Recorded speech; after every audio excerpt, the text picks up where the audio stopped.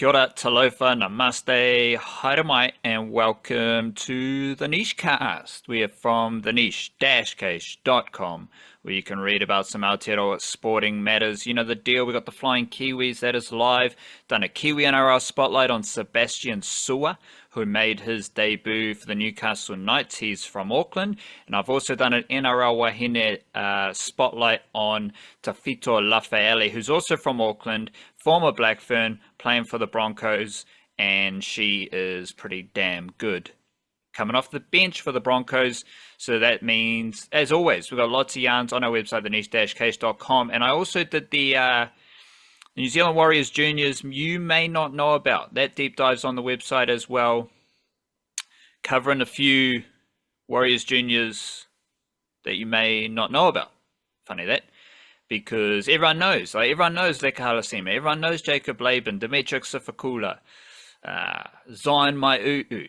And if you're tapped in with the niche case, you probably even know about Luke Hansen, the youngster from the Panthers, who is eligible for Jersey Flegg under-21s football, but he's only playing New South Wales Cup, gaining that experience in the Warriors system. You'd already know the Warriors have like 4 halves from Australia in their system this year. They're getting Jet Cleary next year. All that stuff you probably already know about. Like, I'm assuming if you're a Warriors fan, you already know that stuff. And if you don't, you should probably tap in with the niche case, because that's what we do. But there's also a yarn on our website diving deep into New Zealand Warriors Juniors that you may not know about. And we'll touch on them later on in the podcast as we roll through our depressing Warriors NRL discussion, but exciting Warriors below NRL discussion, which also includes Demitric Sifakula, because I just think Sifakula has been the best Warriors player during this during these losses. So that's the website, the niche-case.com, where we just go deep into Aotearoa sport. That's all we do. We got the Tall Ferns yarn on the website as well. And if you were surprised by Roger Tuivasa-Sheck's decision to, well, not his decision, because I think it was actually portrayed like Stacey Jones said that Tuivasa-Sheck's going to play for Samoa. So that was a bit weird in how that was all delivered. But if you were surprised by that, you didn't read the New Zealand Kiwis breakdown squad mixer thingy-majig. Because, or you haven't listened to the podcast, because we did discuss this in recent podcasts as well. Tuivasa-Sheck opting to play for Samoa right now was expected. And if you can just give me a bit of leniency here, old chief, my comrade in arms at the niche case, I'm not convinced that the Jason Taumalolo moment has happened after the Jason Taumalolo moment.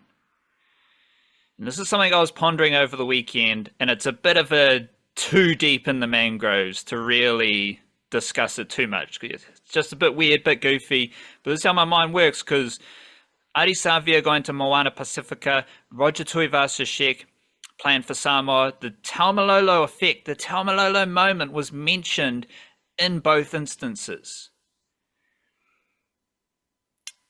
But I don't think they are the Taumalolo moment. First and foremost, Adi Savia is still playing for the All Blacks. So you can't have a Taumalolo effect, a Taumalolo moment, if Adi Savia is just changing Super Rugby franchises. Because they are just Super Rugby franchises. Now, if Adi Savia decided to represent Samoa, as a lot of rugby union players like to talk up, but they never actually do, if he opted to represent Samoa, that would be just as big as Jason Taumalolo switching from Kiwis to Tonga. Maybe bigger.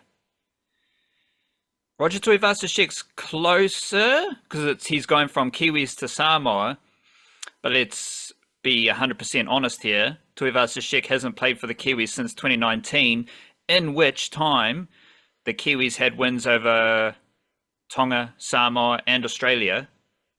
And I think they racked up over 100 points and only conceded 6 points in that period. So the thing about Taumalolo was that he was one of the best Kiwis players. He was a certain starter for the Kiwis. Number 13, every game, making the Kiwis good. And at that juncture, he decided to represent Tonga. I think it's debatable that Tuivasa-Sheck is a certain starter for the Kiwis right now. And I don't think Tuivasa-Sheck going to play for Samoa, which I expected, is going to have a Taumalolo effect. So I've seen it mentioned a few times, but we got to respect Jason Taumalolo a wee bit more and celebrate his actions because no one else has done it yet. No one else has done anything close to what Taumalolo did since then. While I'm on the topic, again, we're going way too deep in the mangroves and I'm just spitting off the top of my dome for a good 5 minutes here to start the podcast, so shout out to me. But I've kind of observed, I think in Australia, Samoa is cooler. And in New Zealand, Tonga is cooler. It's just a weird observation I've had. In Australia, they love Samoa. In New Zealand, we love Tonga. And obviously, there's a lot of Tongans in Australia. There's a lot of Samoans in New Zealand. But specifically in the rugby league sphere, Aussies are always talking about Samoa. And I think the focus in New Zealand is often on Tonga. A lot of Samoans in Australia want to represent Samoa. A lot of Tongans in New Zealand want to represent Tonga. Just a goofy, weird observation that I have made, and this is still the introduction to the Niche Cast. Big up yourself. We're out here. Hope you're doing well. Hope you're rocking and rolling. We're recording the Niche Cast on Wednesday the 28th of August, and we're just battling like you are. Just having a crack like you are, doing our best. So make sure you're having a good day. Make sure you smile at someone, spread some positive energy because it's what we all need. We couldn't record the Niche Cast yesterday, but we're here on Wednesday. Chief, how are you doing? Having a crack, battling through, So where does Roger Tuivasa-Sheck play for Samoa? Would he be a fullback there, or would he potentially be partnering in the centres with the dude who knocked him out on the weekend? Well, he might be partnering in the centres, but they've also got Isaac Tungo. There's a lot of depth floating around, and I mean, everyone seems to think that Tuivasa-Sheck sucks as a centre. So why would he play centre for Samoa? Maybe Samoa has a lot of depth, quite good as a centre. Yeah, we won't go down that rabbit hole, but we'll wait and see because everyone's got these fantasy dream lineups that they like to throw up about Samoa, about Tonga, about Fiji, about New Zealand, about Australia. All these fantasy lineups that everyone brainstorms during the season often don't actually come to fruition because someone from Samoa might choose to play for the Kiwis. Someone from Samoa might choose to play for Australia. Someone in those teams might be injured. They might be suspended. Maybe Tuivasa-Sheck is super concussed because he got a shoulder to the face. Maybe that might rule him out. I don't know. I need to stop talking though. So how you're right? Yeah, good stuff. Nice. Yeah. Okay. Well, should we jump into a bit of mindfulness then on that note? Yeah, please. In which case, we have a nod here from Mr. John Keats, poet of yore. Beauty is truth. Truth is beauty. That is all ye need to know on earth and all ye need to know. That is all ye need. I've got that wrong. That is all ye know on... The yeas are throwing me off. So I'm gonna read it again with the wait, are you talking about Kanye or are you talking... Ye. Yeah, no, but we're spelled the same there. It's yay oldie kind of territory. Yeah, so beauty is truth, truth beauty. That is all you know on earth and all you need to know. That's a lot easier to read when I updated it to the modern, lexicon. Yeah, good stuff. Life is beautiful. and we're out here. We're all just doing our best. So once again, starting this podcast, make sure you're doing your best. Make sure you're just having a go, having a dig, having a crack, spitting some love, light, positive energy, because that's all we are here to do with you. Did find a musical banger that I want to highlight, and you can chuck up your own banger if you'd like to. I've been listening to the God Fahim Dump Goat 2, the album. And there's a song there featuring Makhami Butter Levers. So if you search butter as in butter, and you search levers as in levers, the God Fahim, you'll find an absolute banger. What's your banger? You got a banger there. There was a new song. It was kind of like two combined songs from Billy Strings that I chucked up in the newsletter yesterday as my musical jam suggestion, which I very much enjoyed. I've had a little bit of a rebound with some of these Kiwi albums. There was a month or two there where there wasn't a lot of local stuff coming out that was as intriguing to me, and then in a short space of time, there was an album from a band called Persimmon. There was an album from a band called Mystery Waitress. And then there was the latest Troy Kingi album as well. All came out relatively quickly. I think Persimmon got wrapped up in the August albums jukebox, and the other two will probably turn up in the whatever next month is called, September, I guess, jukebox in a couple of weeks. So, yeah, never a shortage of that stuff. But there was a couple months where the Kiwi tunes... Well, the Kiwi albums, the singles were still rolling out. The albums just weren't hitting as quickly, and then suddenly that's just because they were backlogged, I guess, and here we go. Would that be the one and only Troy Kingi, who's releasing 10 different albums in 10 different genres across 10 years? One of the greatest New Zealand musical feats in the world ever, and I'm going to say one of the greatest global musical feats ever. Is that him? Yeah, that'd be the guy. I mean, I've never heard of anyone else trying something similar. There's people who just naturally will try something different each time, but no one who ever sets such a concrete task and says this is what I'm going to do. And then he's 80% of the way through. He's got 2 more years to go before he completes. I don't know what he's going to do after that. Does he just ride off into the sunset or something? I don't know. But yeah, the latest one is Leatherman and the Mojave Green, which is an album that he recorded in the desert in California, gone for a sort of Queens of the Stone Age kind of vibe there. I guess you'd call it desert rock. I don't exactly know what that means, but there's louder guitars than it has been on some of his other stuff. A little bit closer to what maybe some of his earlier records in the 10 album series sounded like. So pretty cool stuff from him. He is just, it's almost cheating to be that versatile, you know. It's not really fair when you can do that many things.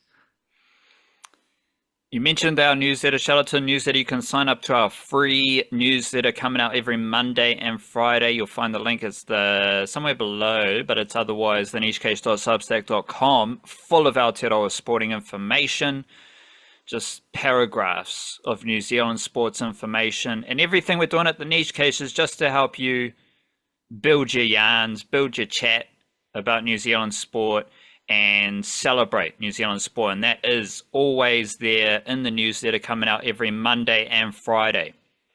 Programming alert: we will not be recording our subscriber podcast this week because shit's just hitting the fan and we can't do it. So we're out here having a crack on the Wednesday, but we won't be able to do our subscriber podcast this week. Usually we record our subscriber podcast on Thursday, and that is a bonus podcast for everyone on Patreon supporting our work, and also anyone with a paid Substack subscription. So there are options, there are avenues, there are routes to supporting the Niche Case and funding us. You'll find that everywhere. And a bonus we do every week on Patreon and for paid Substack subscribers is the subscriber podcast. But unfortunately, we can't do it this week. So hold tight, hold steady, and we'll be back next week. But we appreciate everyone's support in keeping us rocking and rolling, moving and grooving. Just a quick little cricketing note as we start our podcast. We do have a very interesting Blackcaps and White Ferns phase coming up. Blackcaps are obviously starting their Asia adventure of Test cricket. They play Afghanistan on Monday. They start that test on Monday, the 9th of September. Nice little afternoon kickoff, 4:30 p.m. for the test against Sri Lanka, and that's the same time zone. No, that's the test against Afghanistan, but the Sri Lanka test will also be 4:30 kickoffs. Not sure where they'll be televised, but maybe on the telly. So wait and see, but they're all 4:30 kickoffs. And as we know, Blackcaps, they're playing against Afghanistan in India, then they're going to Sri Lanka, then they're going to India. Very interesting, important phase of Test cricket for the Blackcaps. And I've done a Blackcaps versus Afghanistan Test preview. That is on the website right now, so you can go check that out at theniche-cage.com. And the White Ferns are also preparing for a T20 World Cup that was meant to be held in Bangladesh, but Bangladesh, like many other folks in the world, they're having a tough time. So they've moved that T20 World Cup to the UAE, I believe. And so that's going to be another key juncture for the White Ferns, because the White Ferns, they've already kind of hit rock bottom. And they could go even lower at that T20 World Cup, but of course they could switch the whole vibe around and start to win some cricket games. Very interesting phase of Blackcaps and White Ferns cricket coming up.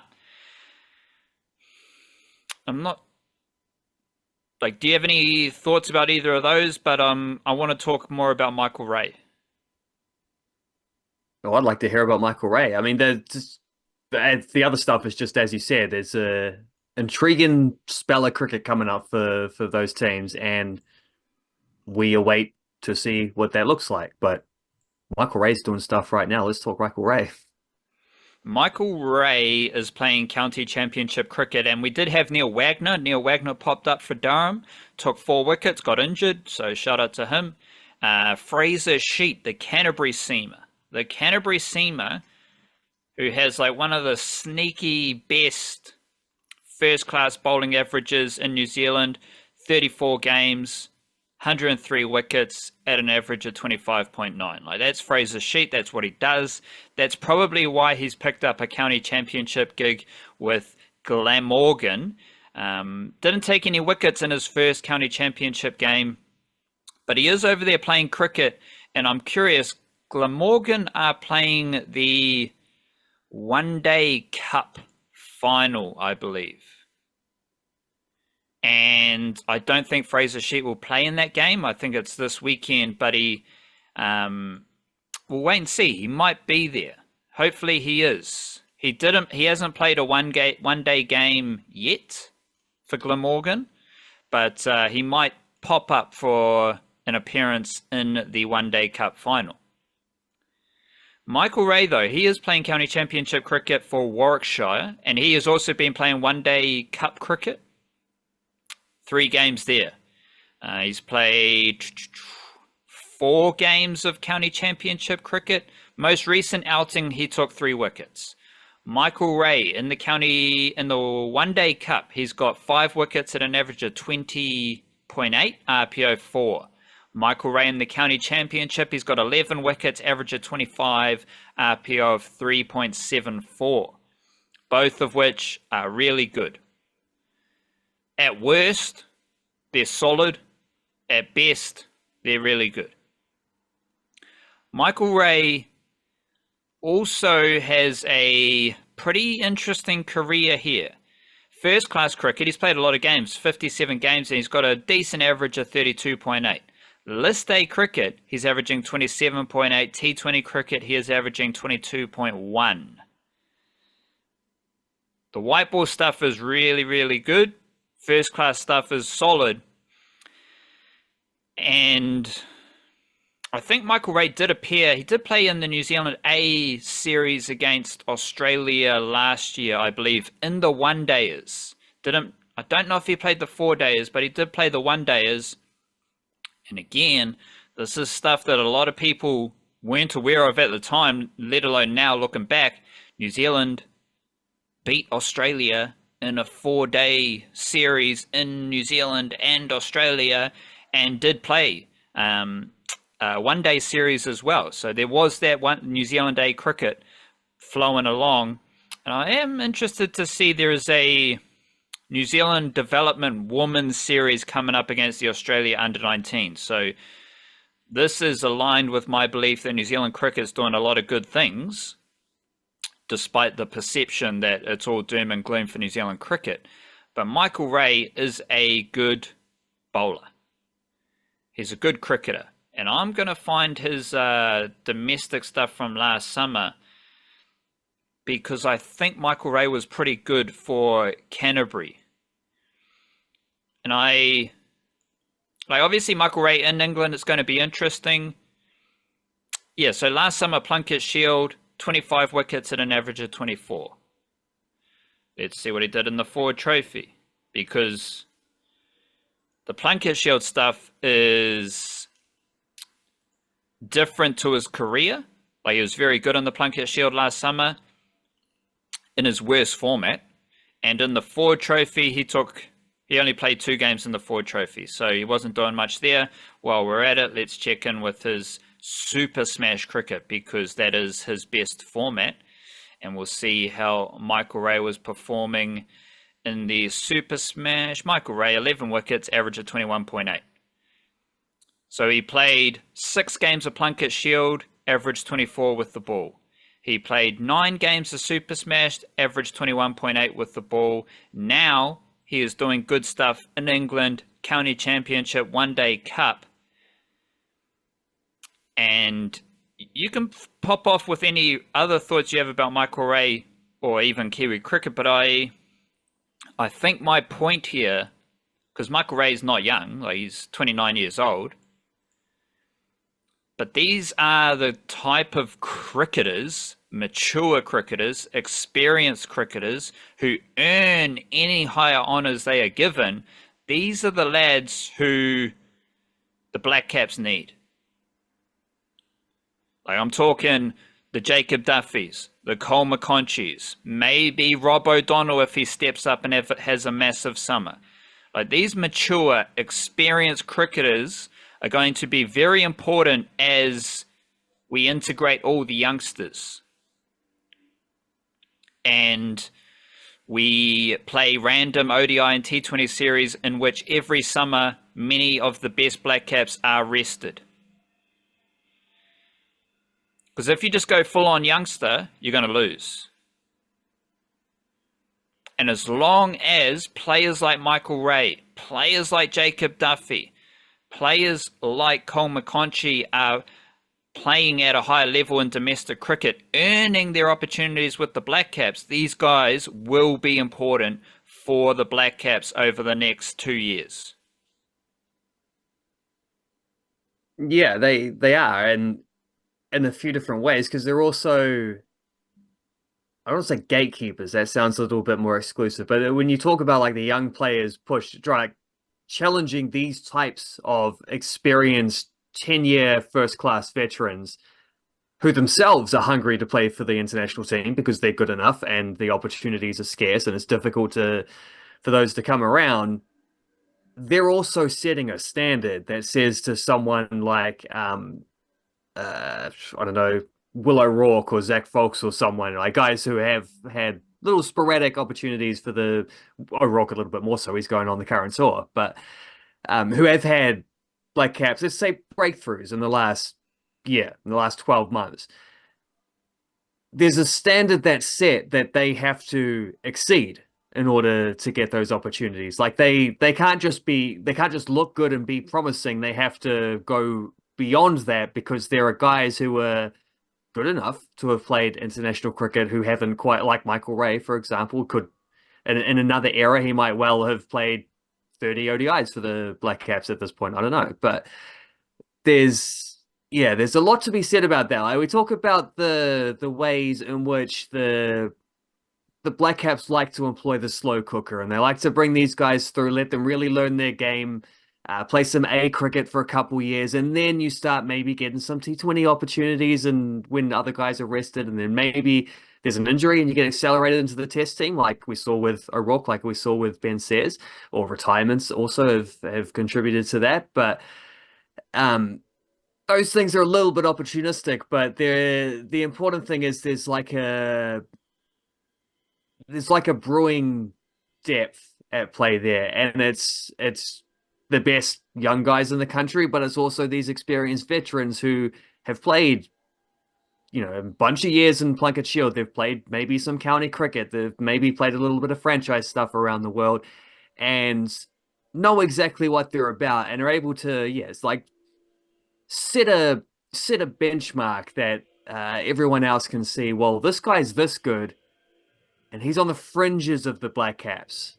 Maybe he hasn't even played. It's like, well, if I want to get there, I have to be better than that. I can't just get selected on potential or profile or whatever. I have to actually I have to put in performances. I have to take wickets. I have to score runs if I want to overtake those kind of guys, which is, interesting in the light of England's latest fast bowling call-up as well, who averaged like 180 or something stupid, and whatever it was. I don't know if you saw that, where they effectively, I think Mark Wood got injured or something, and they've called up some bloke who has like the second worst fast bowling figures in the last couple of years combined in county cricket. But clearly because they just want someone who can do what Mark Wood does. So they're like, who's the closest bowler to that? I thought that was quite interesting because that felt very English cricket in recent times. It's the kind of punt that I don't know if there's been a time where the Black Caps would have tried that, but they're definitely not going to try that right now. If someone gets injured for the Black Caps and they need a stopgap call-up, they're bringing in a 32-year-old. They're bringing in someone who they know exactly what they're going to get from that player, and more often than not, that tends to work pretty well. I get what you're saying. I don't know if I think there's enough young talent where if a spot opens up, then that's the opportunity to integrate Nathan Smith, to get Dean Foxcroft, to get Zach Folks. Maybe they need a wicketkeeper to step in, so they take the gamble with Mitch Hay. But in the environment where that's happening, then you also need your solid veterans, your solid mature cricketers because if you stack a Black Caps team with Nathan Smith, Zach Folks, Mitch Hay, Muhammad Abbas, Reece Mariu, Will O'Rourke, Ben Sayers, those type of lads, you're going to lose because you just can't have that many young players in the same team. But if you are leaning on those young players to gain experience, then below that, when the opportunity arises, you probably need to select some mature cricketers. Mature cricketers like Jacob Duffy and Ben Lister, Henry Shipley, they are mature cricketers who have already played for the Black Caps. So they're ready. They're ready to go right now. And those are the dudes, when you integrate them with the legends, when you integrate them with the youngsters, those are the dudes who are going to help you win. So I'm not saying like Michael... And that integration is also the best course of development. Exactly. You've got players to learn off. You've got examples being set for you. And as you're talking, I was thinking cricketers like Michael Ray, Cole McConchie, Rob O'Donnell, Jacob Duffy,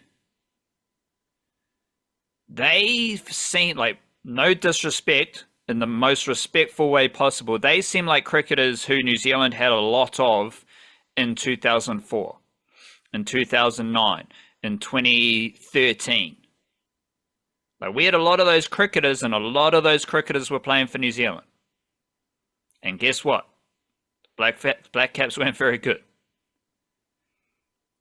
Now the talent is so much higher, and the depth of talent, the unique skills, there's so much more of it, that guys who probably would have played a lot of Black Caps cricket in previous decades, now they're not playing a lot of Black Caps cricket, and they have to develop, they have to get better, they have to be patient, they have to wait for their opportunity while they keep dominating domestic cricket just to get that opportunity. So I think that also tells of the changing nature of how talented and how skillful the Black Caps are. And even a lot of the young women cricketers as well. We did have the second round of women's domestic contracts announced, a few of them, not all of them. But it's all fairly stock standard. Like there's not a lot of movement at the moment, and a lot of every kind of domestic team on the women's side is just promoting from within, with less kind of transfery market stuff that we had in the men's side. So I will be doing a deep dive about that soon, but there just hasn't been the headline-y type of movement news to write about it already. Any final Blackcaps thoughts? Like, how are you feeling about this test versus Afghanistan? Weekly update. How are you feeling about this test versus Afghanistan? Well, it's further away than I thought. I was thinking it was starting next week, but it's starting the week after. So, I don't know. I would like to see Test cricket come back around. It's been a little while, and I think it would be a nice palate cleanser on the sporting calendar. But at the same time, there's so much Test cricket to follow that it's a bit of an undertaking. It's like when the Olympics come around. It's like, yeah, I love the Olympics. This is great. And 2 weeks later, it's like, I still love the Olympics, but that was hectic. Like, I need to get back to regular sleeping patterns now. Yeah, so we'll see. There's one other thing where you said that I realized I was talking about the like you sparked an idea in my head there, because I realized I was talking about the idea of those guys being gatekeepers to the young players, and thinking, well, there's another side of that coin too, is the young Blackcaps emerging dudes are that good that it raises the standard of the gatekeeper type veterans as well. I think I should probably throw that idea out too, because that's equally as true as the other stuff I was saying. It's kind of hard to say, like, Tom Blundell is really keeping Mitch Hay out of the team right now when he's averaging like 8 or something. But we're talking more the guys on the fringes. But it's like, as you're saying, Rob O'Donnell, Cole McConchie, Tom Bruce, those type of lads, they need to be better than Dean Foxcroft. Any Seamer, Blair Tickner, Jacob Duffy, Henry Shipley, Ben Lister, Michael Ray. They need to be better than Ben Sears and Will O'Rourke. And right now they're not. So they're not on the team. So it goes both ways, as you're saying. Like, the youngsters are the gatekeepers in a weird way. They're fighting to see who gets to keep the gate. Yeah, there's two different sort of warring factions there. But that's what you need. That is just another way of describing the age-old concept of competition for places. And everyone driving each other upwards, because ultimately we say the cream rises to the top. It sort of sounds like a natural thing, but in this case, we're not talking about like that. If that metaphor applies here, it's because whoever performs best rises to the top, like this last man standing kind of thing, or that's where we're at. You are a fan of the Dragons and Manchester United. Both teams had losses this weekend, so tough sledding for yourself. But I'm curious. Manchester United, from what I know as a casual football observer, not very good. Like, they're just mediocre now. They used to be like legendary. They used to have an aura, a mana, a clear playing style, a clear identity. We are Manchester United. This is what we do. This is how we play our football. And usually that results in winning. Is that a correct assessment? Like, do you look at this Manchester United team right now and you're like, who are they? What do they do? They're kind of stinky. Yeah, I mean, maybe not as explicitly as that, but it's definitely quite obviously just a situation where you had a unique vision, the same manager for like 30 years, one of the best managers to ever do it. He leaves, and then you get like 5 or 6 different guys over the next dozen years, and each one wants to bring in their own players, and each one wants to play their own style, and you just end up with this kind of conglomeration. There's just this like mess of a lack of cohesion, I would say. And yeah, I think their playing style has underlying things. It's a little bit more about the players that they have rather than the vision that's being set out there for them. And yeah, I think that does sum it up quite nicely. They're a team that has, not just right now, but ever since Sir Alex Ferguson left, has lacked an identity in the way that they used to have it. because the Bulldogs in the NRL are the opposite of Manchester United right now, and they, like, not to just pinpoint Manchester United, but they're the opposite of many sports teams in the world, and they may be the opposite of the Warriors, although I think the NRL performance aspect of the Warriors is like the surface level, and then you do have that identity, that purpose, that vision, that mana as a flowing undercurrent of these estuaries that we always talk about. So I do think that's there, and that's kind of the dynamic that I'm talking throughout these podcasts here, I'm going to say it, the NRL team straight up depressing, everything else at the Warriors is awesome. But the Bulldogs have a crystal clear style of football. They have a clear identity. This is who we are. This is how we play our rugby league. And we've seen it obviously with the Panthers in recent years. Melbourne Storm are kind of the Manchester United Sir Alex Ferguson entity that hasn't ended.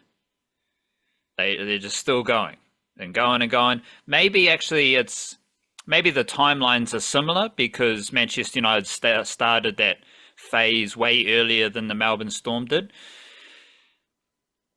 So shout out to the Storm. We'll talk about them in a jiffy as well. But the Bulldogs, I've watched a lot of the Bulldogs this year. Kind of started out hate watching them because we did poke fun at them. You know, Andrew Webster, Cameron Ciraldo, Webster and the Warriors are awesome last year. The Bulldogs suck. And then even to start this season, you could watch the Bulldogs and be like, haha, your plan's not working.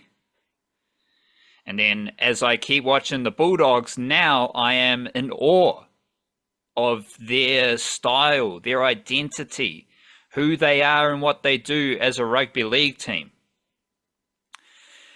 I find that pretty darn interesting, just as a sports fan, as a team building observer fan. And I will say this gets back into the Warriors. The Warriors lost to the Bulldogs in the NRL, but the Warriors defeated the Bulldogs in New South Wales Cup and upset the Bulldogs in the Jersey Flegg under-21s competition last weekend as well.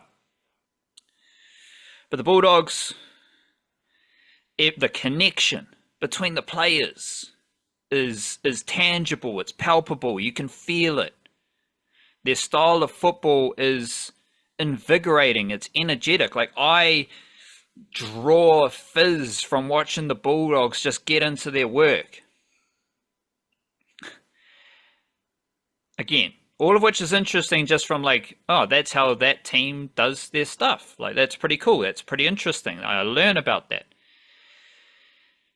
But I've also like seen, so obviously what happened in the Warriors game happened. You don't need me to tell you the intricacies of the high shot, the intricacies of the bunker. Like, to be honest, we also need to be aware and observant about the fact that every sport has some sort of niggle around the VAR, the bunker, the TMO. Like, there's not much. I was thinking about this as well. A lot of ponderings, a lot of thinking over the last few days. I think cricket has the best technological input because they've done it the longest, right? So Hawkeye, DRS, those type of things I think are the best in the sports we cover. Even the no ball. Like, it's a bit goofy. You go, like, the ball's bowled, something's happened, and then they tell you it's a no ball. It's a bit goofy, but it's the best of what we're talking about. I think VAR in football has improved from a casual perspective. I see far less dramas now than I did a few years ago. So I think they're doing some good stuff there. Not perfect. They're still behind cricket, but they're doing some good stuff. The NRL bunker situation is now as bad as the TMO in rugby union. So make of that what you will. But you don't need me to break down Stephen Crichton's high tackle. Because who knows? Like, we're dealing with NRL, we're dealing with the bunker, who knows? But there's this, a lot of the discussion was like, oh, the Warriors were in the game. They were in the game. Maybe if Stephen Crichton gets a sin bin, then the Warriors can, rally at Mount Smart Stadium. They can find a way. That wasn't going to happen. Like, are you insane? The season so far suggests that they would have rallied, they would have found a way, and then they still would have lost. Like, they might have closed the gap, and then they wouldn't have found the last try to catch up, and they'd have lost by 6 points or something. Or they'd have taken it to golden point, missed the field goal, and then lost to a 2-point field goal or something like that. Yeah, sure. Like Sean Johnson. They've had some rallies, but they haven't had a history this season of winning close games. They've actually had a history of losing almost all of their close games. Like Sean Johnson might have kicked the winning field goal in that imaginary situation, but this is also Sean Johnson who's like now lost 9 games in a row. And drew the one before that. So like it's 10-game unwinning streak. Whatever. Hold that thought. But so everything you said is correct, right? So the flow of the game, quintessential 2024 Warriors. They score a couple of tries early, then the other team gets back into the contest. Last year, off the top of my dome, it seemed like the Warriors would concede tries early and then rally. Now it seems like they score tries early and shit the bed. So like all of that, the pattern of the season probably would have determined that the Warriors do not win that game, even if Stephen Crichton gets sin-binned. But this is the Bulldogs, right? This is the Bulldogs who are just as good with 12 players on the field as they are with 13 players on the field. This is the Bulldogs who grind you down over the course of 80 minutes. That's why I brought up the Bulldogs' identity, the Bulldogs' playing style, the Bulldogs' culture. Because what they do is they just go about their business, set for set for set for set. And the line I thought about was, when you play against the Bulldogs, you're in the game until you're not. Like, you're in the game until it's 75 minutes and you're down by 16 and you're not going to win. Like, that's what the Bulldogs do. They just chip away. They might not score a couple of tries for a while, but they just grind you down. They put shots on you. They kick long, smash you. They got their little blokes in the middle who are fast and agile, and they just work you over. So prior to the instance with Stephen Crichton and Roger Tuivasa-Sheck, the Bulldogs were in that pattern. And that, like, I just thought about this now. Like, the Bulldogs have been excellent with 12 players on the field this season. So the sin bin might not have changed the instance of the game, but even with that sin bin, after the sin bin, before the sin bin, the Bulldogs are doing what they've done every game this season, where they just grind you down. And like halftime, 50 minutes in, the Warriors are in that contest until they're not. And that's the Bulldogs. Like, that's who the Bulldogs are. That's how they play their football. And it's very interesting. Like, I do appreciate what the Bulldogs are doing with their style of play.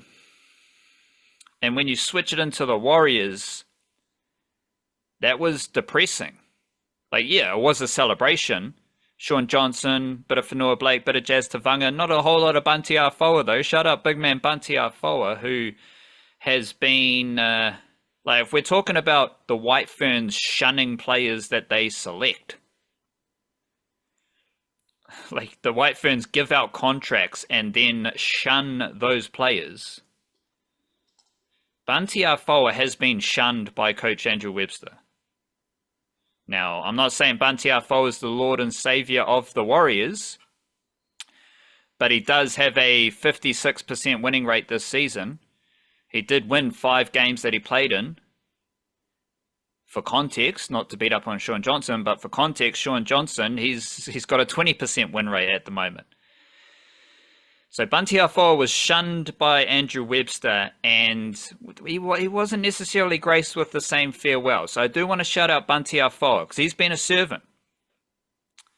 He's played at least 10 games, 2017, 2018, 2019, 2021, 2022, 2023. Bunty Afoa is all good. And I would honestly, straight up and down, no playing around, no bullshit, Bunty Afoa is better than Jazz Tavanga. But Jazz Tavanga, Whenua Blake, Sean Johnson, they got the big farewell celebration. Cool. But we all know that the New South Wales Cup Warriors are the real juice. That's where the funk is, so who cares? Because Bunty Afoa, he's doing a great job in New South Wales Cup, even though he's on the outer. Even though the Warriors want to move him on, he hasn't kicked up any fuss, any stink. No headlines. Just head down, New South Wales Cup, doing his job. So shout out Bunty Afoa. Otherwise, it was all pretty depressing, you know? And the thing about the Warriors right now is their body language sucks. Now, the biggest culprit there, well, not the biggest, but the most interesting culprit is Adam Whenua Blake. But his body language, which stands out like a sore thumb, is in contrast to his performance, to his effort. Because his performances and his effort are awesome. But when something goes wrong, his body language sucks. And it's not necessarily as strong with Sean Johnson. But like in that game against the Bulldogs throughout the season, like he makes an error and he's just got this confused look on his face. Right? It's like he's like looking around, what's happening? It's like, you just kicked the ball dead. That's what happened. You know, like we're all trying to find the culprit here. Yeah, it's like, now I'm not. These are just some examples, but the whole team, their body language sucks, and it's something weird about this Warriors NRL team, and it's just like they were never going to win that game against the Bulldogs. Because what do the Bulldogs do? Their body language, 10 out of 10. Their energy is 10 out of 10. Kayal is trying to smash you. Kick chase, on point. Matt Burton, hoofing it downfield, 60, 70 metres every kick. Do you ever see Josh Adokar with like less than 7 out of 10 energy? No, he's fizzed up the whole time. Stephen Crichton, big game player, he's come over to Mount Smart, and he is ready to go, even though it might not necessarily be a big game. Like, it was I think what I'm getting at is the juxtaposition, the comparison between these two teams. Because I was watching the Bulldogs and the Warriors, and I'm just like, it's just such bad vibes from the Warriors, even though there necessarily shouldn't be. And when you got those bad vibes, like something's obviously going wonky behind closed doors. Who knows what it is? This is just me merely just trying to come up with reasons why they suck. I don't know. But the body language tells you a story. And you're a big fan of the resilience last year. That resilience has vanished, and it's evident in their body language when they make errors. When someone misses a tackle. When they concede points. They're all looking at each other. They're all kicking up a stink with each other. Or they're just confused. And if you're confused, there's not a clarity of thinking. There's not like, this person missed their role, it's okay, we'll deal with the next thing. Nah, they're looking at each other and they're bickering, and it's just such bad vibes. Do you have any more thoughts about that NRL performance? Because, again, the NRL stuff at the Warriors stinks, but everything below it is pretty damn impressive. Yeah, well, the resilient idea last season came from Sean Johnson himself, who kept saying it in a post-game interview.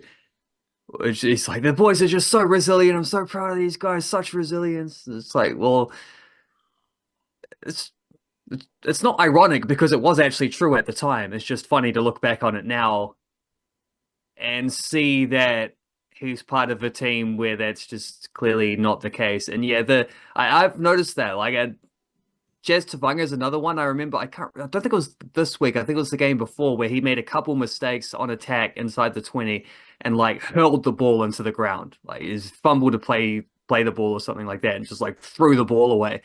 So like these, he's leaving. He's trying to make a good impression, but there's also just this. It's not a happy position to be in, and it might just be that simple. It might be as simple as there's players who are leaving, they're out of the top 8 contention, and they just want the season to be over. They're not as invested in what's happening beyond this year because some of them aren't going to be there. Others are just sort of like, well, next year's what matters and this year's gone.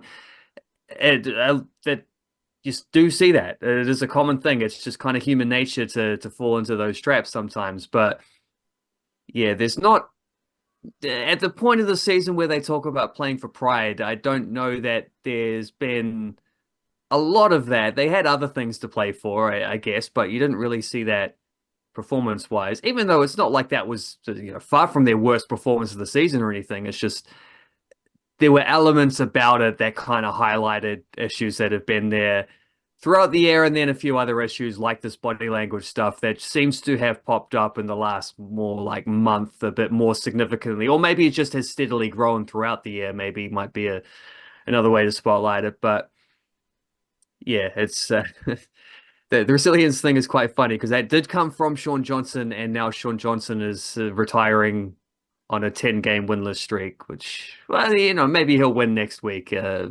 Maybe. What a way to go out if that's the case, eh? Lose 9 games in a row, but then you win the 10th one in the last round, having already missed out on the playoffs after you finished in the semifinals last year. But there is a vision beyond this year that you can see, and that is definitely where the optimism should lie for the Warriors. It's not like this year has to be a return to just like, well, they had that one good year and now they have to have 5 bad years or whatever. There's clear ways in which they can bounce back next season, but it will be a very crucial year. And I think a crucial year for the Bulldogs as well, because that's an interesting one with that dynamic where the two Penrith assistants each get a head coaching job somewhere else, and one of them struggles in the first year, the other is brilliant in the first year, but then the brilliant one struggles in the second year, and the struggle one is brilliant in the second year. And the third year should give us a better idea about how those things balance out. So 2025, a big one for the Bulldogs and a big one for the Warriors too. Probably more so for the Warriors, because at least the Bulldogs can't afford to have a bad year after having had we'll see how far they go in the playoffs. I don't know. They're the type of team that might be able to surprise someone, actually, even though it does feel like another one of those years. I saw a thing of like all the minor premiership winners since 2013, I think it was. It's just Roosters, Storm, Panthers. No other team has won the minor premiership in the last 12 seasons, I think it is. So just those 3 teams all the time. And they've got sneaky hopes, just quietly. Let's throw this one out and see if this might manifest. Just sneaky hopes. Jerome Hughes might be a Dally M. I won't say favorite, but he's definitely right up there in contention. He might get lucky there. That's a good segue to the Melbourne Storm, but we won't do it because I've got some more Warriors things to say. How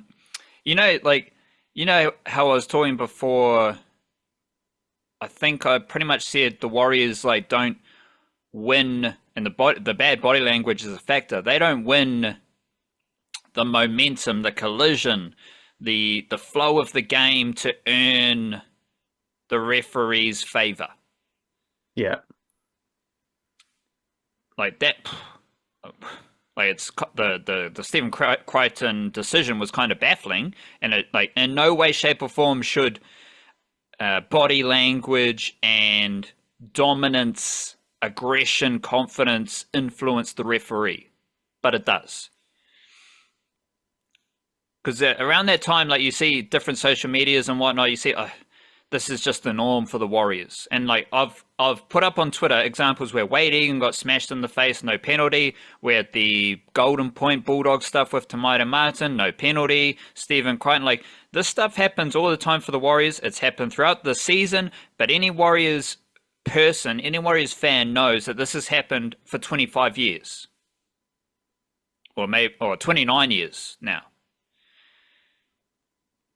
So the Warriors haven't really had the favour of referees for that long. I wonder why that is. Because if you're not winning the collisions, if you're not winning the flow of the game, if you're not dominating your opposition, well, have the Warriors done that consistently for 29 years? No. Like, they've made the finals in less than half of those years. So, like, they've been a below average team for most of their existence. In no way, shape, or form is that aligned with winning the favour subconsciously of the referee. Does that make sense? 100% sense. I think that's absolutely true, and it's there's another aspect to it as well, which is not just the sort of, because if you're winning the collisions, if you're getting that kind of momentum, it just gives a natural impression that the referee's going to be skewed by a little bit. But it's not just that the referee's skewed by it; it's also those teams suffer more penalties again. If you're winning the collision, you're more likely to have the opponent trying to hold you down and slow the play of the ball. That's a penalty. Like, those things also, it's not just there is a subconscious element, and then there's also like a literal, subconscious and conscious, I guess. There's the ego, the id, and the other one, the super ego. I think these things work on all of those levels, where there's also just a state of play thing where you draw more penalties by being a more dominating team in the flow of the game, and you give the referee more decisions to make, more opportunities for the referee to blow penalties. Law of averages, that's also going to work out in your favor. These things, they do reward the best teams for a reason. It's because the best teams kind of earn that reward. They earn that favor. That's across all sports. You look at the teams that people complain about winning the most VAR penalties in the Premier League. It's like Manchester City and Liverpool and probably Arsenal. Those are the kind of teams that are up there who win the most penalties anyway, because they're the best teams, because they spend the most time on attack, because they run at defenders in their penalty area and draw fouls and swing in more crosses that catch clumsy handballs and whatnot. Like, these aren't coincidences. It used to be Manchester United. It's a little bit less so Manchester United now, but back in the day, it used to be Man United get all the penalties. Yeah, because they spend the most time on attack of all the teams in the league. They score the most goals. They earn these penalties because they're in position to get those penalties. I bet the Melbourne Storm have a good record on these things. I bet the Penrith Panthers have a good record on these things. We know the Warriors don't have a good record on these things, but that's not a coincidence. So, because Warriors fans, there is I don't know if you call it like an insecurity or whatever, but there's an angst like, NRL hates us, the referees hate us, Australians hate us. Well, maybe instead of blaming the NRL and the referees, maybe blame the team, because the team has been mediocre for a long time. Like, let's just be straight up and down about it. Demitric Sifakula is not mediocre, though. Demitric Sifakula is really good at rugby league. I think he was the best player for the Warriors against the Bulldogs. He had his most running meters of the season, most minutes, and a lot of tackle busts. He's had 2 line breaks in his 3 games this season, but unfortunately for Demitric Sifakula, coming out of Aotearoa and De La Salle College, he hasn't won an NRL game yet. He plays 3 games this season. Dolphins, Sea Eagles, Bulldogs. The Warriors have conceded over 20 points in all 3 games, and he lost 3 games he played in last season. So he's 0-6 in the NRL. But I don't think that informs me any way, shape, or form about Demitric Sifakula. It's just an awkward spot that he's in, because I think Demitric Sifakula has been, he impacted the game against the Dolphins. He was pretty damn good against the Sea Eagles. Then he played his best game against the Bulldogs. And if you look at his minutes played across these 3 games, 12 minutes against the Dolphins, 22 minutes against the Sea Eagles, 32 minutes against the Bulldogs. So he's added 10 minutes to his game time with each of those games. To me, he's a bully. Like, his presence in the middle, he owns that. And he looks comfortable with the physicality and aggression of the NRL. I want to see... Remind me how old he is again? I think he's probably about 21, 20? 20! 20. And he's bullying dudes who are much older than him and more experienced than him. That's a good start. Like, all these Warriors dudes are eligible for Jersey Flegg under 21s, right? Like Laban, some of them are eligible for SG Ball, Leka Halasima, Jacob Laban, so on. Demitric Sifakula could be playing Jersey Flegg and just absolutely destroying people. Instead, he's looking comfortable in the NRL, 20 years old, and I want to see him playing alongside James Fisher-Harris and Mitchell Barnett. Like, that just seems like if you're not excited about next season and the arrival of Fisher-Harris, because what are we talking about? There's not going to be any body language issues with James Fisher-Harris, right? Like, none of that stuff is going to be an issue with Fisher-Harris, and I'm very excited about the arrival of Fisher-Harris. I think the Warriors in the James Fisher-Harris era are going to be much better than they have been, but like, along with that bigger picture, broad statement, you're going to see Sifakula and Fisher-Harris together with a bit of Mitchell Barnett, whether he's playing on the edge, whether he's playing in the middle. That's going to be very fun for Warriors fans. And of course, we had the Warriors winning in New South Wales Cup and Jersey Flegg. Now, the Bulldogs in their New South Wales Cup game, they couldn't really show this because they just got dominated, 42-10 at Mount Smart Stadium. But the Jersey Flegg Bulldogs, they showed this for a little bit, because they scored 3 tries in the first 15 minutes. And like the NRL team, like the Bulldogs' culture and identity, they were up and about.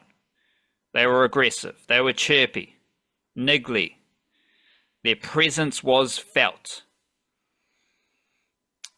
And then they conceded 6 tries and lost the game, because the Warriors won 32-16, and it was a very good win for the Jersey Flegg Warriors, because they are now 11th, while the Bulldogs are 2nd. But the Warriors won that game, so it was a pretty impressive effort from the Warriors in Jersey Flegg. And this week, all 3 teams are playing against the Sharks. So in the NRL, they're playing against the Cronulla Sharks, and you got Taintua Piki, but other than that, bit of Demitric Sifakula. Not overly excited for that game. The New South Wales Cup Warriors, they're playing Newtown, and the Jersey Flegg Warriors, they're playing the Cronulla Sharks.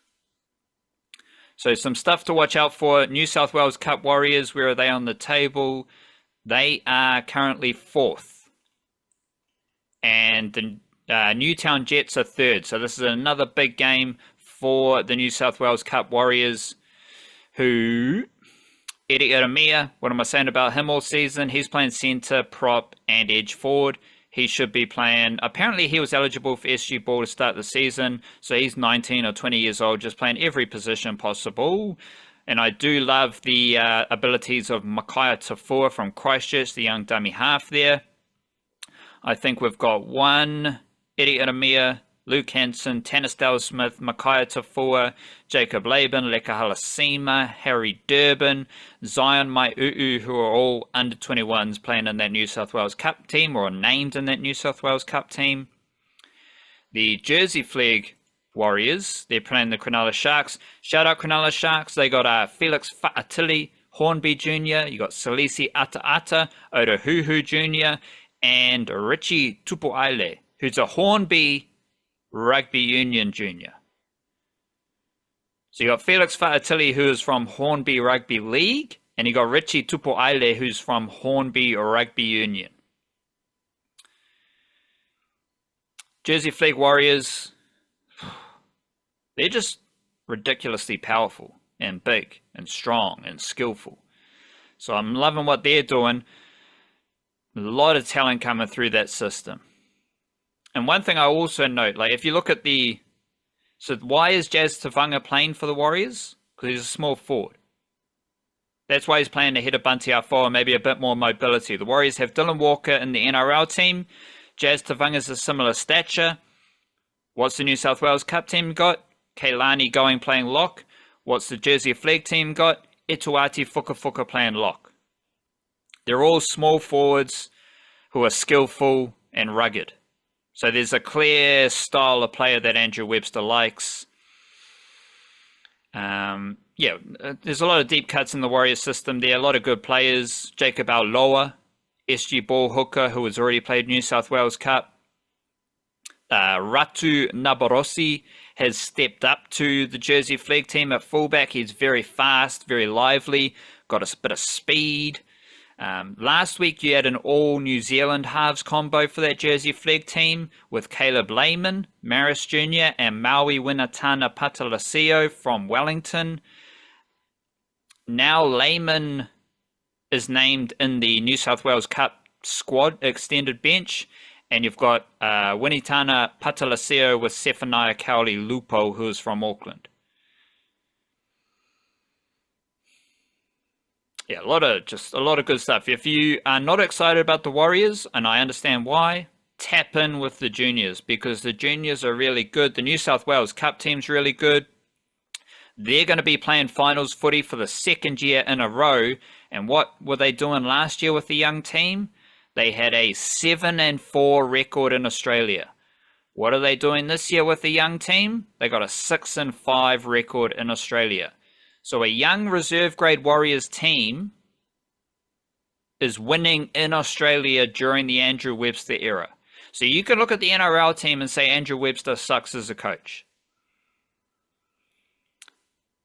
But I think his influence, as most coaches, their influence goes throughout the system. And a young New South Wales Cup Warriors team, for the second year in a row, they are top 4. For the second year in a row, they have a winning record in Australia. For the second year in a row, they've got a lot of good players. And you're going to see, like, Taintua Piki's named in the NRL team. Very excited to see him in action and so on and so forth. So, good stuff happening at the Warriors. I'm just always amazed at the Melbourne Storm, you know, like they're just consistently awesome. And, well, so this is one last thing I want to talk about, a bit of Melbourne Storm, because Jack Howarth now has a fantastic opportunity for the Kiwis centre role. We had the Tuivasa-Sheck situation, but in that centre bracket, his eligibility situation is the least interesting. Because Jack Howarth played for New Zealand A last year. He's played for the Māoris. And he is just a straight-up Queenslander.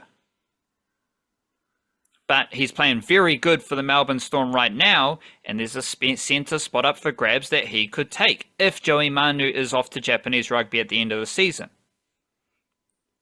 Deine Mariner. He is going to choose between New Zealand Kiwis and Samoa. That is more interesting than Tuivasa-Sheck, because Deine Mariner is a young player with like a high pedigree, highly talented young player. If he chooses Samoa over the Kiwis, that is going to have a bigger impact than Tuivasa-Sheck, his decision. That's very interesting. Your Dragons lost to the Sharks, and the Sharks had Kayal Airo. He could be in the mix for a Kiwi centre spot, but he's born and raised in the Cook Islands. He's one of the few Polynesian, Samoan, Tongan, Fijian, Cook Island players who was born and raised in those islands. So he's like as hearty as they come with Cook Islands. He spent a few years as a teenager in Auckland at Mount Albert. Same place where Sebastian Sua played. Hold that thought. So aside from Tuivasa-Sheck, you got Jack Howarth, Deine Mariner, and Kayal Airo, who all need to make an eligibility choice.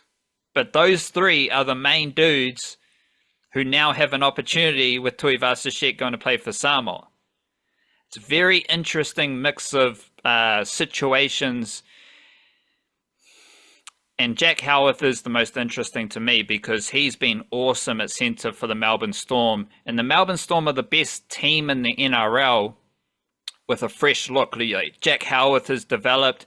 Joe Chan also played for New Zealand A last year. He's come into the team. Alec MacDonald gets better and better. So the Storm are like refreshing their crew with another wave of Kiwi players or loosely affiliated New Zealand players. Sebastian Saur did make his debut for the Newcastle Knights. He's a big bopper who was like, he left school and then he was playing Fox Memorial for Mount Albert.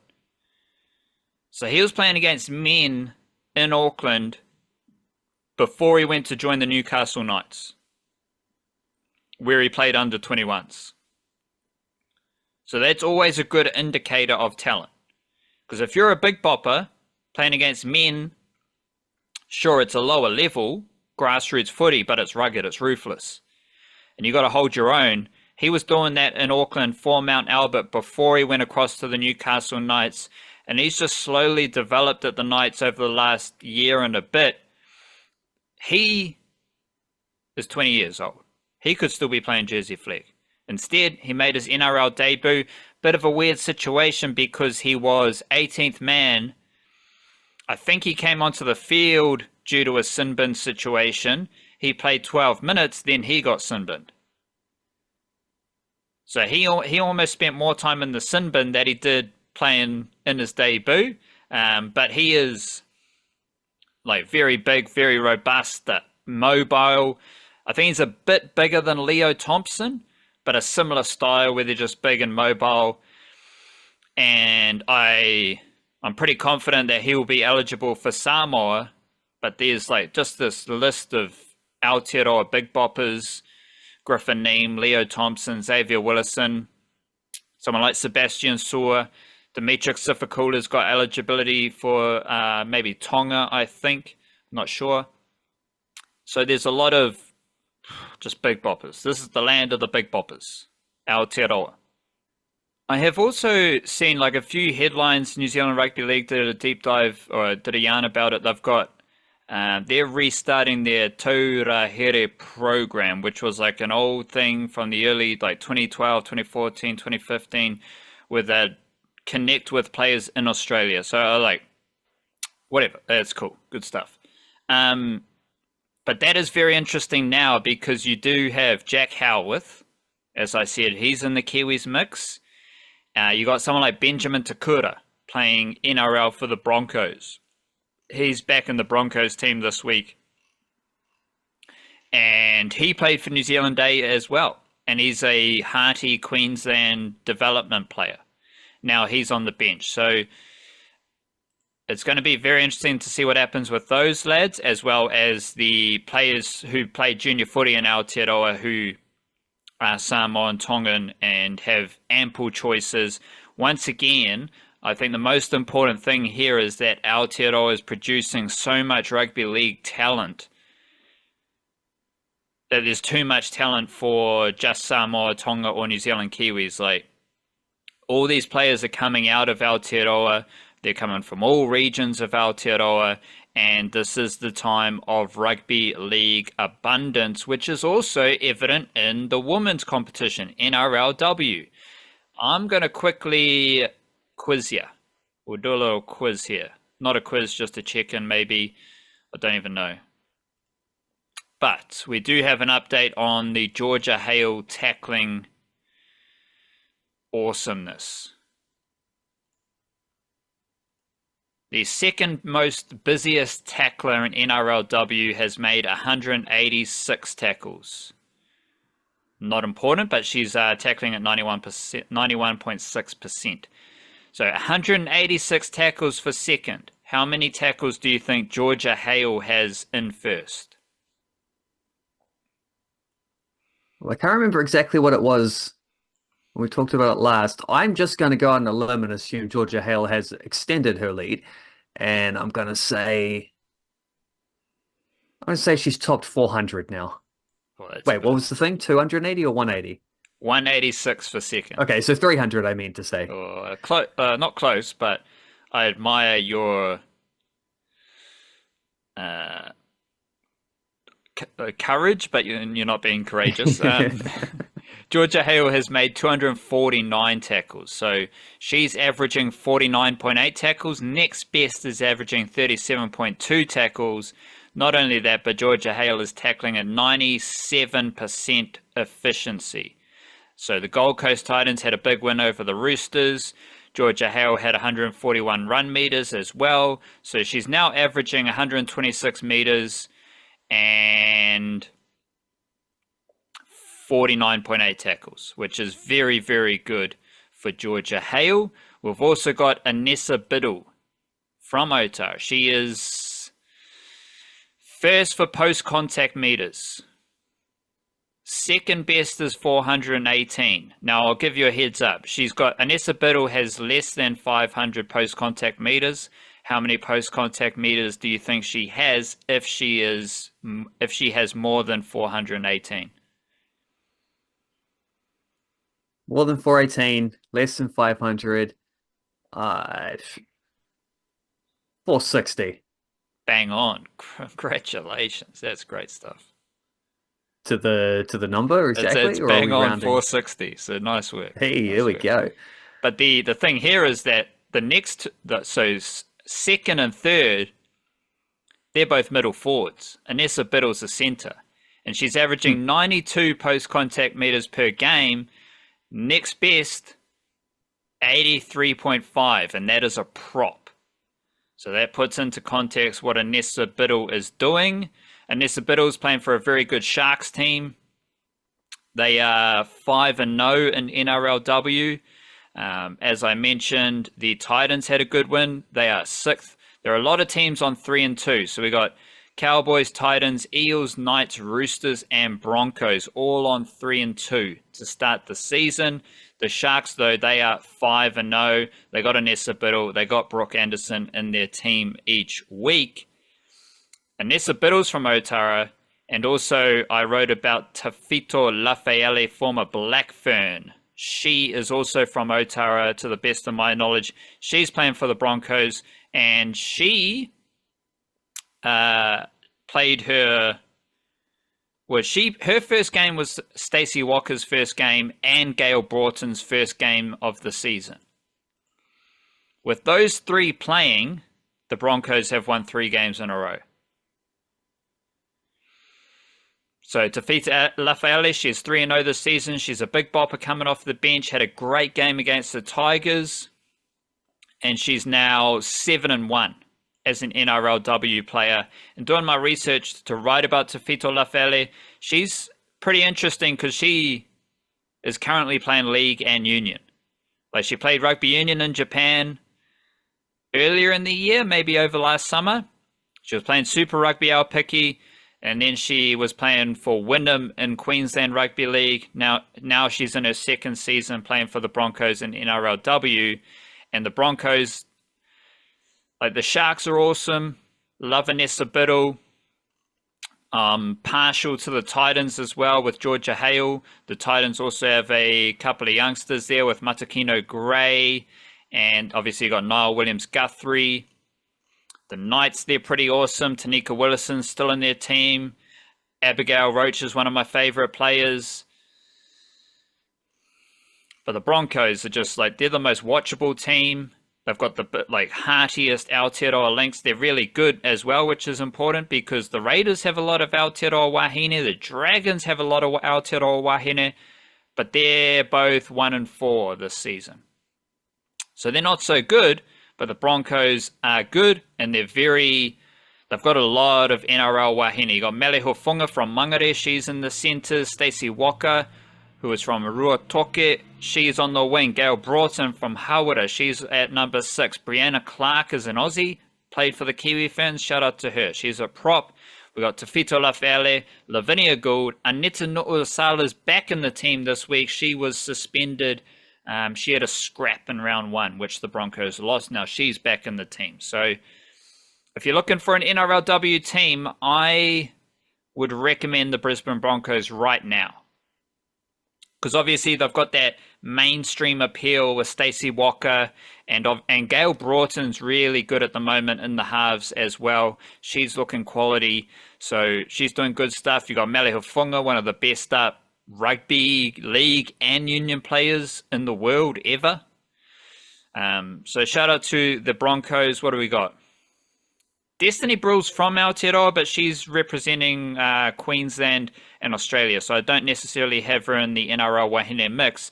Broncos 17, they've got 1, 2, 3, 4, 5, 6, 7. 7 out of 17 I've got in my NRL wahine equation.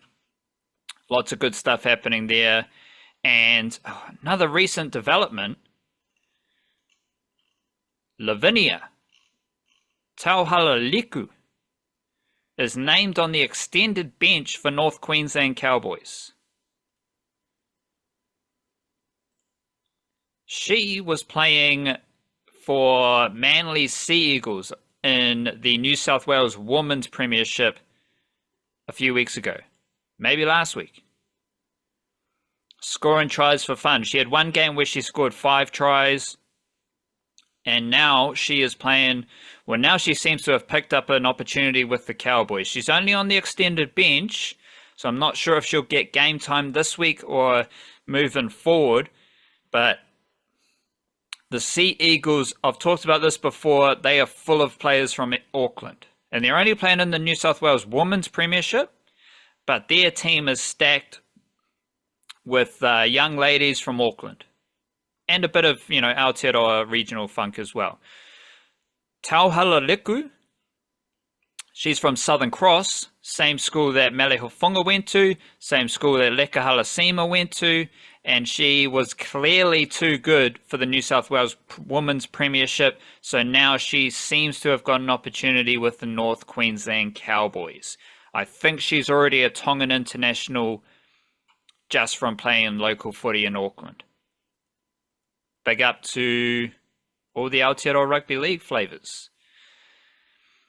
Let's go football.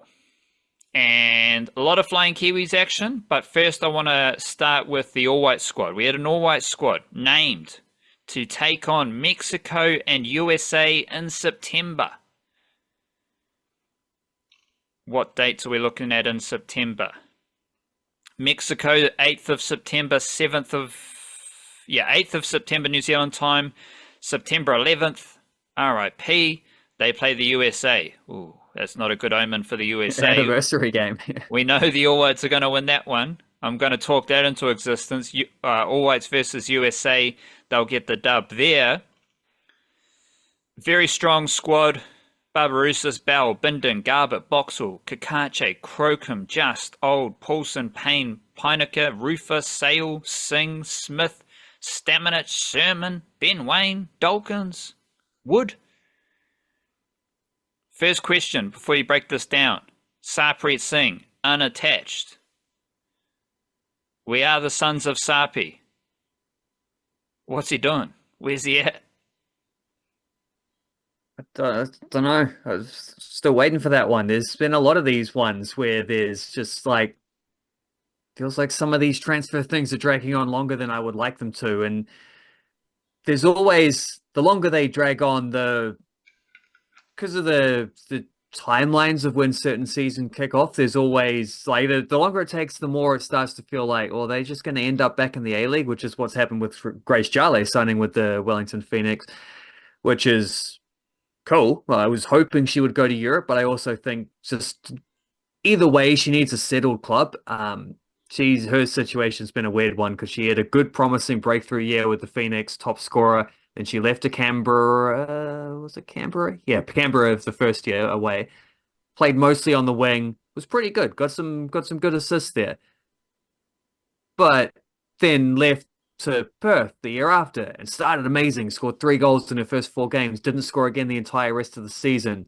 now she's back at the Phoenix, so she has a different club every year, and it's sort of she's someone who I've heard mentioned by a couple of football ferns players when they're asked to talk about like the great young talent coming through their squad. They will mention Millie Clegg and Macy Fraser, and Grace Jale is someone who's been included in a few of those things, and I just have not. I like Grace Jale a lot as a player. I'm not seeing it on that level yet. So, and for a long time there, I was wanting her to be a striker for the football ferns. Like, let's see the alternative here. Let's see what that looks like. And we did see it for a bit, and I kind of don't think that's the answer either. Like, I've changed my mind on that. I've gone back around, and so I'm not sure she's got like the ruthless finishing streak to be that type of striker that the team needs. I've gone back to really liking her as just a wide midfielder or as a secondary striker, or someone playing off, or even potentially if the opportunity arises as a number 10. So I'll be very curious to see how she is used for Wellington Phoenix, because that is a big signing for them. There's a regular international football ferns player who they've been able to coax back to Wellington. That's a big deal for the next wahine. But back on topic with the All Whites, don't think Sarprett Singh will end up in the A-League. I think he's going to have too many options, but I just don't know where it is yet. And the most of the seasons have now kicked off. He's a free agent, so he's not bound by the transfer windows. Maybe he's just waiting to see, like he's got a few options, and maybe they're like, well, we're trying this guy in the transfer window, and if that doesn't work, we'll come back to you afterwards because we know you'll still be available because you're a free agent. Maybe it's a situation like that. Maybe he wants to wait till after another All Whites thing. Maybe he was hoping the Olympics would be the kind of spotlight for him, and it didn't quite happen in the way he would have liked it to. I don't know. But yeah, he is unattached. There was a rumor a little while ago that Des Buckingham's team, Oxford United, were interested, and maybe QPR in the English Championship and amongst other sort of English league teams. We know he's got some connections in Germany because that's where he's played all of his club career post A-League. So we'll just have to wait and see. But if he brings about a big failure for the USA on September 11th, then maybe that'll be the culmination for him. We'll see. You have always talked up Sarpreet Singh as one of the most important players for the All Whites when they are playing. When he is playing for the All Whites, his influence and his abilities genuinely impact games for the All Whites. So, in theory, him playing for the All Whites should be a good shop window, especially in theory against some high-profile-ish nations in Mexico and USA. You'd hope so. Mexico and USA might also be a little bit gettable too. I'm noticing, I'm writing the squad roundup piece now because they announced it on like a Friday evening or some stupid thing where it's like, how to, give me some time here. So I'm working on that one now, having got the Flying Kiwi stuff out and researching into these teams. They've both changed their managers recently, and I don't think Mauricio Pochettino is going to be there for USA in time for this series. It sounds like they're going to have an interim coach, and then Pochettino will take over in the next window because there's some stuff they've got to figure out about. I don't know exactly what it is because he got sacked by Chelsea, but often with those things, there might be like a restriction of trade kind of clause. Like, we don't want you coaching somewhere else if we're going to give you a £50 million payout or some stupid thing or whatever. It wouldn't have been that high, but if they're paying him a big excess, they might not want him to go take another coaching gig in the very next year after that. I don't know, but well, yeah, that'll get sorted out. I think that's a terrible appointment. I just think that's the type of manager who's going to be really good at club level and not at international level, because he's a training ground manager, and you just don't have enough training sessions with a national team to be able to get those kind of ideas through. So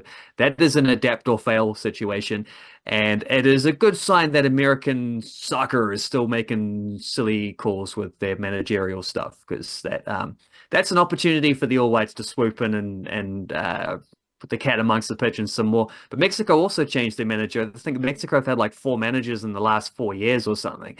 They just get a little bit restless every time they underperform at a major event. There was one, it's like a Nations League or something like that, or a CONCACAF tournament where they did badly at, so they sacked their manager, brought in an interim for the Gold Cup, and then they won the Gold Cup. So they're like, well, you get to be our full-time manager. Then they go to Copa America, don't do very well.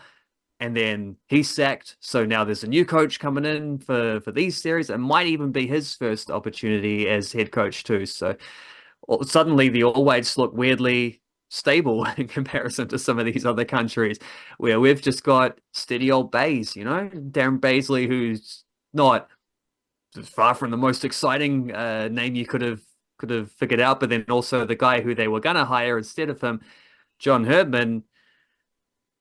Every time he's in the news, it's bad news. So, like, he's now being talked about like he was the guy who invented the old drone scandal stuff in Canada. Apparently, he just started that when he was coaching the men's team. So, whether that's true or not, it probably is.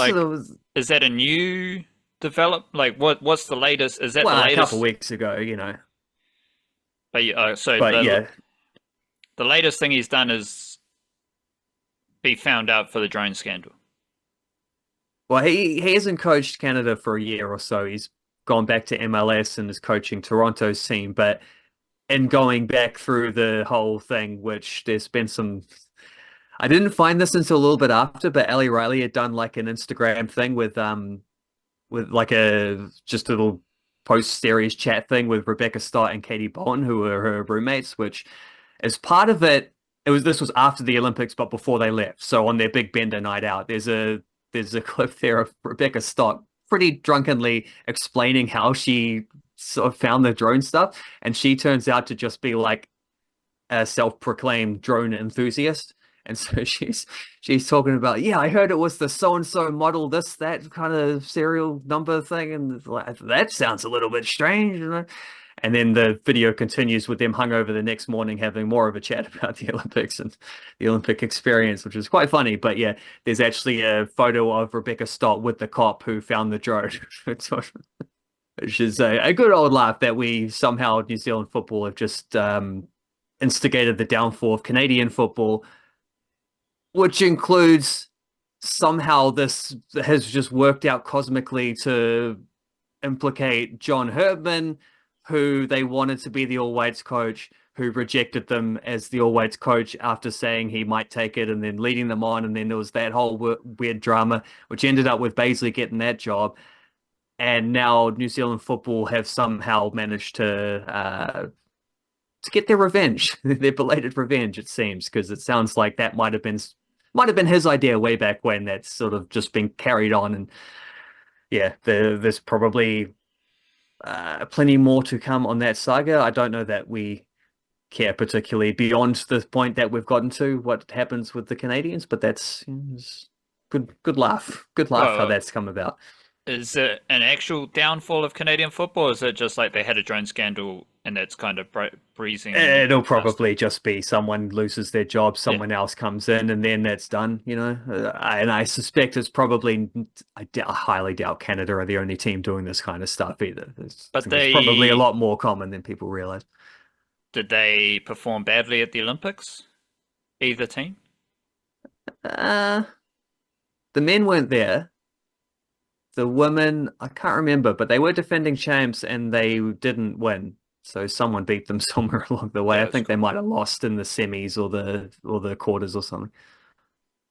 Who, integrate the Flying Kiwis context for us here. Who in this All Whites squad are you really interested about their Flying Kiwis mahi? Because I've seen Elijah Just seems to have got a new deal. We've had Dalton Wilkins. He's one of the least experienced players in the squad. I've seen him in the Flying Kiwis a few times recently as well. Now he's in the All White squad to add to his 3 caps, maybe. Who are some interesting Flying Kiwis chaps that you found? I also saw your Joe Bell assist. He got an assist and he's back in the squad. What do you reckon? Yeah, very happy to see Dalton Wilkins in there because I think he's really earned that with good performances in the Danish top division. And not just this season in the top division, but also the second half of last season as they were pushing towards promotion. I thought he played a lot more than I expected him to play. Turning out, I thought he was sort of going there to be the backup left back, and then he actually is getting starts at left back, at right back, and he's getting more of them than I expected. A little bit less so this year, but there's still that trend where when he has been on the pitch, Sonderski have been pretty good, and when he's not been on the pitch, they've been pretty bad. And they still haven't scored a goal without him being on the pitch there this season. So I'm glad not only that he's in there as a left back cover behind Libby Kakachi, but I also think there is potential he might, well, considering Tim Payne is in his off season, has been playing football recently, there is definitely a chance that Wilkins could be potentially even a starter at right back. He's capable of playing on either side. He's got two good feet there. So glad to see him in there. I think that's a cool and well-earned selection. Other than that, there's no surprises here. And there's no surprises because kind of just the strongest all-whites team they could have picked.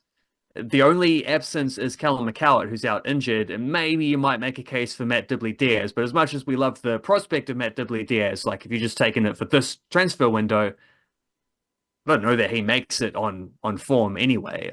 Like whether he's trying to, whether he made himself available or not, I don't know. He's not being picked ahead of Joe Bell. He's not being picked ahead of Michael Stamenic. He's not being picked ahead of Matt Garbutt. These guys who have done a lot more than him for the All Whites and also in professional level. Is a dude he's on loan in League One right now. He's embedding himself at Northampton Town. It's not the highest. We got a guy from the Premier League in this squad. We got a guy from Ligue 1 in this squad. We got a guy from Serie A in this squad. Dibley-Diaz is a hell of a prospect and very, very much hope. And I still kind of expect we will see him in an All Whites jersey one day. But for this group, no, I don't think that's a player who's been overlooked or anything. It's just that Callum McCowart injury is kind of the only one where you'd say, there you go. Because Wilkins is in there on form ahead of guys like McGarry or Sam Sutton as well. Like what Wilkins is doing is at a higher level and at higher level of football that he's playing at and a higher level in terms of his performance. So this is kind of just the strongest squad Bill Whites could have put out there under the circumstances, in which case I kind of think it might be the strongest squad the All Whites have ever selected. Like just the depth throughout there. There's three guys who've played 50-plus caps. Michael Boxall is going to play his 50th cap probably in the first game of this tour. So effectively four guys with big experience. You got your all-time leading scorer there in Chris Wood. You got this kind of, this golden generation of players that we've had for a few years. They're only getting better every time they go away to their clubs. They come back to play national team. They go away to their clubs. They come back to play national team. They're getting better every time the window swings around. That's, guys like Kakache, Bell, Singh, Just, etc., etc. You've also got guys younger than that pushing through, like Ben Old, now playing in the top division in France, like who else would I check? Tyler Binden, massive prospect there. Alex Paulson, of course. Like, there's experience, there's extremely promising youth. There is a core of the team that has been settled now over the last few years. This is as good as it gets for the All Whites. And I don't know if that'll translate into results against these guys because it's really hard to get results in international football. And the best All Whites squad ever is not getting anywhere close to the best Mexican squad ever or the best American squad ever. But we'll see what they look like on the day at this particular incarnation of each of those teams. That's a bloody good team. And yeah, there's some funky Flying Kiwis situations. And there I mentioned Wilkins. Who else would I highlight? Marko Stamenic is getting some decent games for Olympiacos, playing off the bench so far, but having a bit of an impact when he turns up. Yeah. Ben Old has started both games so far for St. Etienne. His most recent was the one behind me on the video where big old packed out crowd. I also thought it was interesting. Packed out crowd for St. Etienne's first game back in the top flight, but packed out with the end stand closed off. So I don't know that in European football, that might not be a ticket selling issue. That might be a hooligan issue. We don't want them too close to the goalkeeper in case people throw stuff or something like that. But I did notice that. And what was otherwise pretty hectic crowd, but a bit of a disappointing performance from Synedian. Takachi had a nice little cameo off the bench. But so you're saying at the Cake Tin in Wellington, when they close off part of the stadium, they're doing it for safety. No hooligans.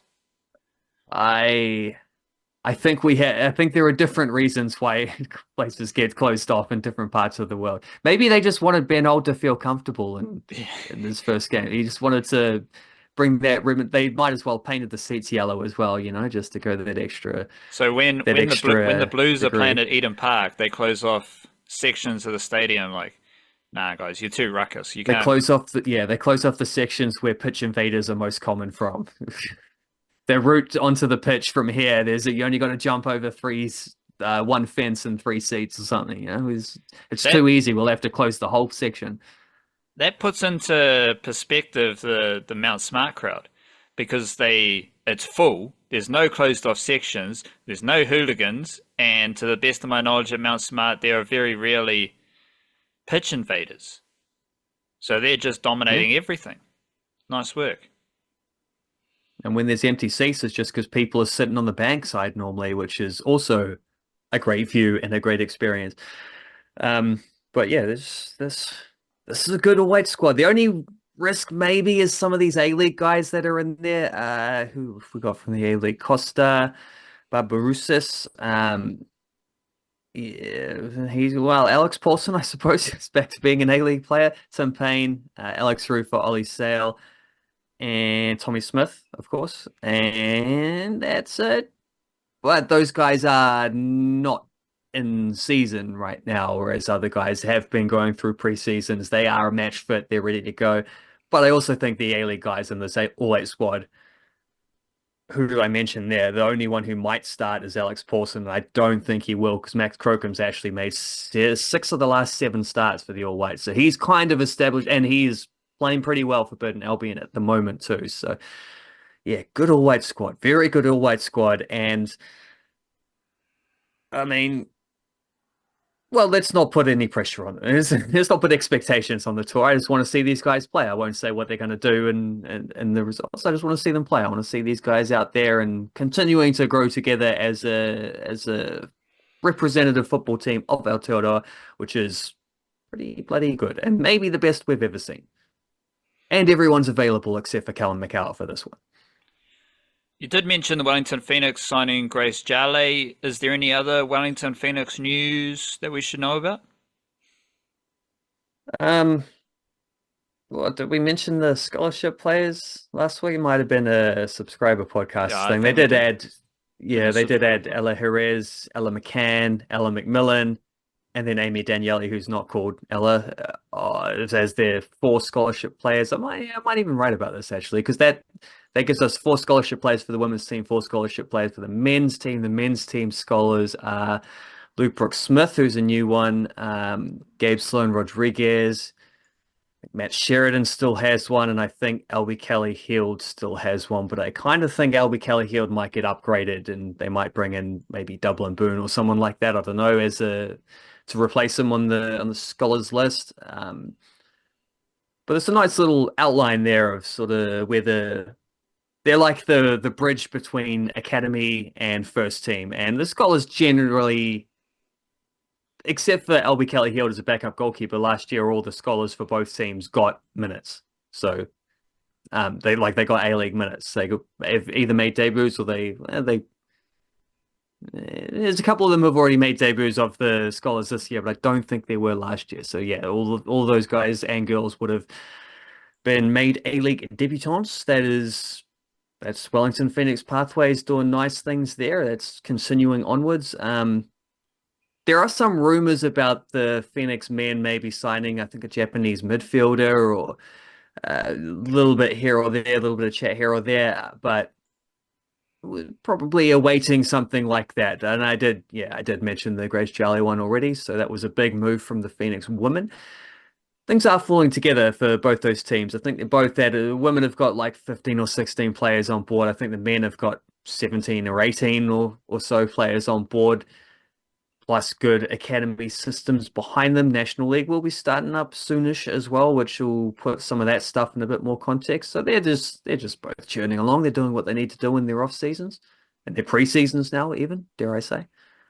And it doesn't look like Auckland FC have made any signings or got any news either. So that's No, nothing since Paulson, but I'm sure there's stuff in the works there. I was working on a piece on them too, whether I finish that this week or maybe that might be an early next week or weekend thing. But because they went on a little bit of a tour, they played some games in Australia, 3 games in Australia. They've um continued to give some minutes to a few trialists. I think Nico Boxall is someone who I notice even starting games as a trialist. So I wonder if that might mean he's not actually a trialist anymore and they just haven't announced anything. It remains to be seen. But they're just they're doing all the training stuff. They're not only trying to put a squad together, they're also trying to build a team for the first time. At least the Wellington Phoenix have something to build off from last season. The Auckland FC are starting from scratch, so they've been working nice and hard, and they've seen a few patterns there, seeing some players getting good minutes, and Hiroki Sakai played most of those games most of those friendly games. Now he seems to be getting in there. Didn't see Jake Brimmer in any of them, and that is I did see him pictured training with them since they've gone back to Auckland, so maybe he was just dealing with an injury or something like that. But I think Scott Galloway was playing games. So most of these guys, like most of the signings have been signed. I think it's just Brimmer and Ollie Middleton, who's one of their scholars, who's been injured, who we haven't seen yet. Alex Paulson was playing games in Australia. He played the most recent 2 friendlies. He actually made a bit of a howler in the first game where he came off his line and didn't get to the ball in time, got rounded, and they scored from it. I think that was against Western Sydney. But yeah, they're just doing what they need to do. And on all 3 of those counts, A-League, Phoenix women, Phoenix men, Auckland FC men. Of course, the Auckland FC women's team doesn't start up for another year. They'll come in if things move to schedule. They'll turn up next year.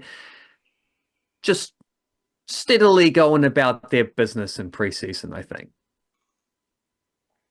beauty. We will wrap it up there. That is the niche cast for this week. As we said, we won't be doing the subscriber podcast this week, so stay tuned. We'll have our newsletter out Friday evening. We'll be pumping out the yarns on our website, theniche-case.com. So big up yourself. Love yourself. Kia kaha. Stay beautiful. Chur, chur.